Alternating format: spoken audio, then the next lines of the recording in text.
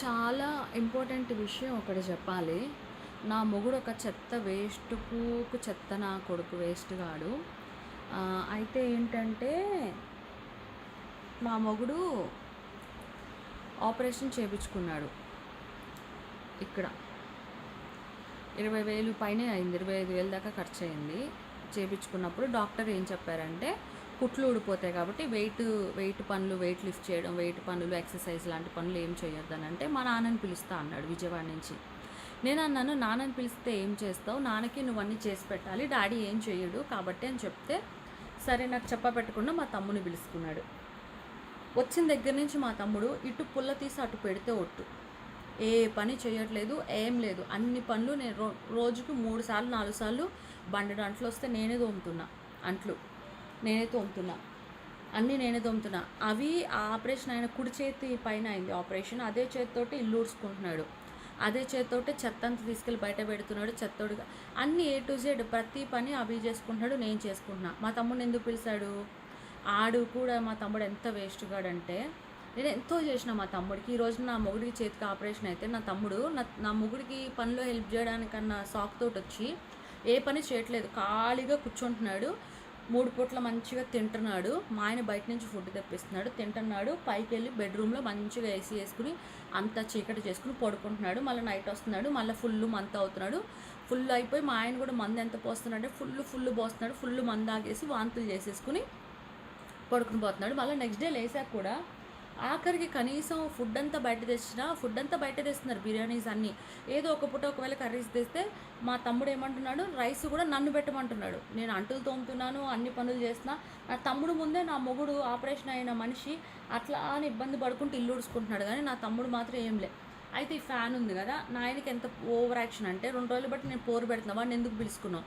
వాడు ఒక్క పని చేయట్లేదు, ప్లస్ నువ్వు వాడికి ఏం చెప్పట్లేదు, నువ్వే చేసుకున్నావు అన్ని పనులు. నేను చేస్తున్నా, మా ఆయన చేస్తున్నాడు. మరి వాడిని నీకు తాగడానికి తోడు పిలుచుకున్నావా? ఎక్కువ మందు పోసి వాడు వాంతులు అయ్యేదాకా అవుతుంది అంటే, ఫ్యాన్కి దుమ్ము ఉంది కదా, రెక్కలు తోడమంటే వాడు ఏం చేస్తున్నాడు, రెక్కలు ఇరిసేస్తున్నాడు. నేను చెప్తున్నా, ఆ పిల్లోడికి చెప్పకు, నువ్వు నీ చేయి తగ్గాక తుడుచుకో, ఎందుకు ఇప్పుడు ఆ రెక్కలు బండ్ అయిపోతే ఫ్యాన్ పాడైపోద్ది అని చెప్తుంటే కూడా వినడు. అయితే ఏమంటున్నాడు, మళ్ళీ ఈ ఫ్యాన్ బెడ్రూమ్లో పెట్టాలంట, బెడ్రూమ్లో ఫ్యాన్ ఇక్కడ పెట్టాలంట. ఎందుకు అట్లా? అవసరమేముంది? అలాగా. మళ్ళా మా అమ్మకి, నాన్నకి, మా తమ్ముడికి మా ఆయన అలవాటు చేశాడు. ఇంట్లో వంట చేయకుండా బయట నుంచి ఫుడ్ తెప్పించుకోవడము, ప్రతి పూట తెప్పించుకోవడము. రాత్రి వండారు చికెను, అక్కడే ఉంది అంతా. డబ్బులు ఇచ్చి పాడైపోయిన నాన్ వెజ్ కొనుక్కొని వస్తున్నారు. ఎప్పుడైనా ఏదైనా నాన్ వెజ్ మనం కొన్నప్పుడు అది ఫ్రెష్గా కాదా అని అడగాలి. డబ్బులు ఇస్తున్నారుగా, పాడైపోయిన కూరలు తెస్తున్నారు, పాడైపోయిన నాన్ వెజ్ తీసుకొస్తున్నారు, దాన్ని వండుతున్నారు. చెత్త కంపు. తర్వాత కనీసం మా తమ్ముడు ఎట్లా అంటే, తిన్న పళ్ళాలు కూడా ఇప్పుడు ఇలా పెట్టి వాటర్ పోస్తే నానతాయి, తోమడానికి ఈజీగా ఉంటాయి. ఇలా పడేస్తున్నాడు షింక్లో ఇలా అడ్డంగా, అప్పుడు ఎండిపోతున్నాయి. టీ తాగాడు నిన్న నైట్, టీ పాలవి కూడా మరకలంటే దాన్ని కూడా ఇలా పడేస్తాడు. ఇలా పెట్టాడు, ఇలా పెట్టి నీళ్ళు పోస్తే అది మంచిగా తోమడానికి ఉంటుంది. ఇలా నేను అడిగా, ఎందుకు ఇలాగ పెడుతున్నావు అంటే, మా ఆయన అంటున్నాడు తెలియదంట. ఏం తెలీదు? మా అమ్మ కూడా అంతే, ఈశ్వర్ గాడికి చుట్టాలకి సేవలు చేయడానికి ముందు ఉంటుంది. నా దాకా వచ్చేసరికి మాత్రం మేము చెయ్యం, నువ్వే చేసుకో అంటారు. ఎక్కడ లేని నొప్పులు వస్తే కావాలని చెయ్యరు. నా తమ్ముడు కానీ, మా నాన్న కానీ, మా అమ్మ కానీ చుట్టాలకి ఈశ్వర్ గాడికి చేసిన దాంట్లో 1% నేనంటేనే వాళ్ళకి గిట్టదు, నాకంటే ఏది చెయ్యరు. ఇదే తేజగాడు మరి వంటలు చేస్తాడు. ఇక్కడ వచ్చిన దగ్గర నుంచి ఒక్క పూట వండితే ఒట్టు. నేను పోరు పడుతున్నానని నిన్న మా ఆయన కూరగాయలు తెచ్చి రాత్రి చికెన్ వండు అని మళ్ళీ మా ఆయన దురిపాడు వెళ్ళిపోయి. వాడు ఏం చేయలేదు తేజగాడు, మా ఆయనే చేసిండు. వెళ్ళి దురిపోయి చారు పెట్టాడు, మా ఆయనే చేశాడు అంతా. వాడిని తేజగాడిని పువ్వుల్లో పెట్టి చూసుకుంటున్నాడు. అయితే ఏమైందంటే, నేను నైట్ పునుగులు తెచ్చారు, ఎండిపోయిన పునుగులు. నేను బెడ్ మీద ఉన్నా, నాకు నచ్చలేదు. ఈ ప్లేట్ అక్కడ పెట్టంటే, నువ్వు ఆపరేషన్ చేయించుకున్నావా, నేను ఆపరేషన్ చేయించుకున్నానా? నా చెయ్యి బాగాలేదు, నువ్వు నాకు ప్లేటు అక్కడ పెట్టమంటున్నావా అని మా ఆయన నా మీద పడిపోతున్నాడు. మళ్ళీ ఏమైందంటే, నేను సత్య వాళ్ళ ఇంటికి వెళ్ళినప్పుడు ఏమైందంటే, వేరే వాళ్ళు వస్తే సత్య ఏమన్నాడంటే, వాళ్ళందరికీ కూల్ డ్రింకులు పోసమన్నాడు. అంటే నేను తొందరగా ఎవరితో అంత కనెక్ట్ కాలేను. వాళ్ళ ముందు అట్లా వాళ్ళకి కూల్ డ్రింకులు పోసి వాళ్ళకి ఇవ్వనుగానే నాకు కొద్దిగా ఇబ్బందిగా అనిపించింది. కానీ నేను ఇచ్చి అట్లా 2-3 సార్లు వచ్చిన వాళ్ళకి ఇమ్మన్నాడు కూల్ డ్రింకులు అన్నీ, అంటే ఒక పనోళ్ళకి లాగా అట్లా ఇచ్చా.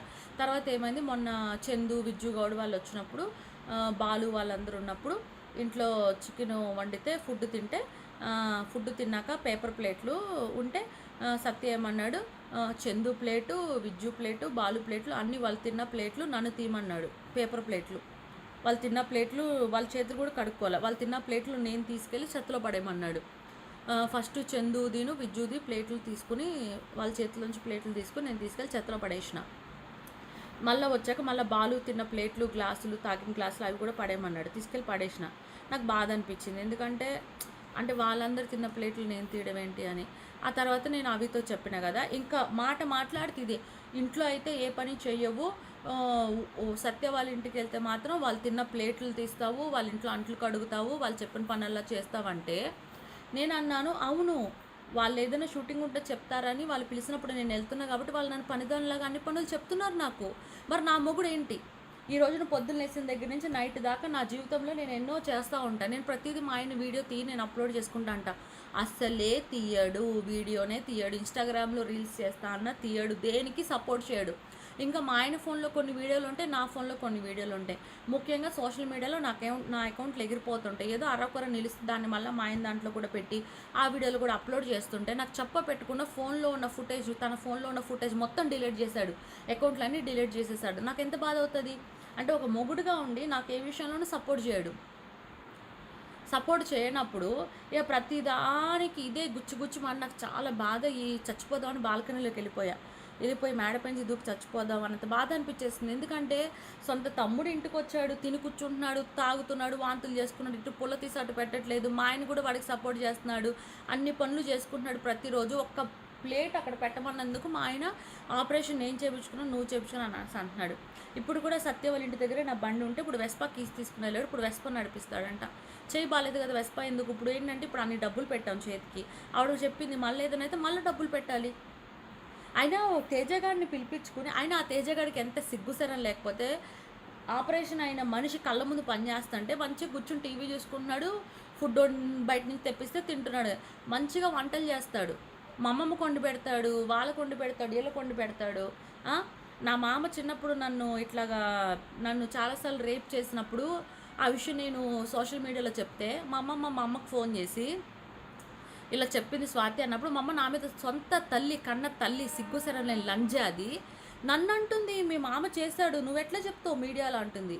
అదేంటి, నువ్వు అమ్మమ్మని అడుగు మరి ఎందుకు చిన్నతనంలో వాళ్ళు ఎందుకు ఇలాగ చేశారని అంటే, నేను ఆవిడతో మాట్లాడినాను, లంజే నా అమ్మ లంజే, నా అమ్మమ్మ లంజతోటి రోజు మాట్లాడుకుంటున్నారు. మొన్న మా అమ్మమ్మకి అబద్ధం చెప్పి ఈశ్వర్ గారిని ఒక్కరోజు మా తమ్ముడు ఈశ్వర్ గారు లేకుండా ఉండలేక ఈశ్వర్ గారిని రానిపోను ఛార్జీలు పెట్టి ఈశ్వర్ గారిని పిలుచుకున్న తర్వాత వాడు ఏం తింటే అది, వాడికి మందు మళ్ళీ నా మొగుడు కొన్నాడు మందు. నా మొగుడే మందు తాగదు వేస్ట్ ఖర్చు అంటే మళ్ళీ ఈశ్వర్ గారికి మందు కొన్నాడు.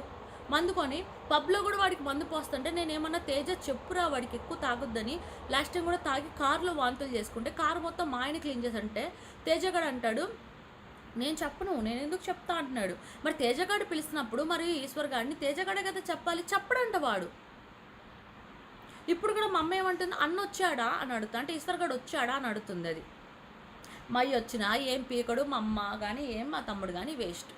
తాగడానికి ఈరోజు సండే కదా ఈరోజు వెళ్తాడా అనేసి అంటున్నాడు. వెళ్ళిపోని మంచిది.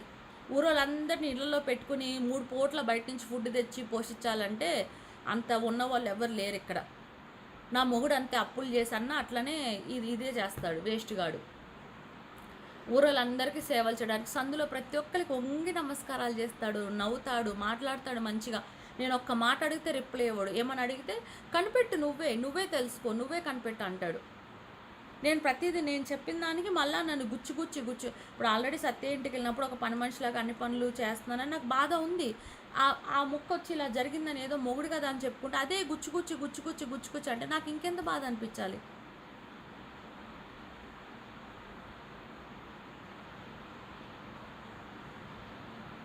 డబ్బులు తీసుకోవడానికి, వస్తువులు తీసుకోవడానికి, నా దగ్గర నుంచి అన్నీ తీసుకోవడానికి నా అయ్య అమ్మ తమ్ముడు ముందుంటారు. అదే నాకు ఏదైనా చిన్న పని చేయడానికి కూడా నో.